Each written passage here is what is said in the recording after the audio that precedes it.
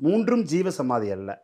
3 சமாதிகள் உடல், மனம், உயிர். Okay, okay. தேக சமாதி வேட்டைக்காரன்புதூரில் இருக்கு. 18 சித்தர்கள்ல முதல் 9 சித்தர்களினுடைய ஆற்றல் வேட்டைக்காரன்புதூரில் இருக்கு. ஆனால் அவர் பிரபஞ்ச பர்வதம் என்று சொல்லக்கூடிய பூண்டி வெள்ளியங்கிரி மலையில தான் அவருடைய ஜீவ சமாதி இருக்கு.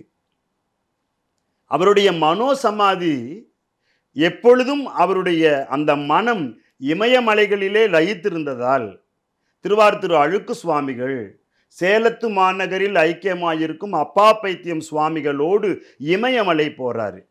இமயமலை போற போது சீரடி பாபாவை சந்திக்கிறாங்க. இவங்க 2 பேரும் நெருங்கிய நண்பர்கள் ஆகிறாங்க.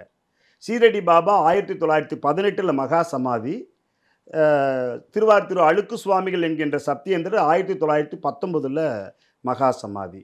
அவருடைய மனம் எப்பொழுதுமே இமயமலையில் இருந்ததால் இமயமலையில் அவருடைய மனோ சமாதி இருக்கும். இது மாதிரி தான் பாம்பாட்டி சித்தருக்கும் தேக சமாதி மருதமலையிலும் பிற இடங்களில் மனோ சமாதியும் ஜீவ சமாதியும் இருக்கும்.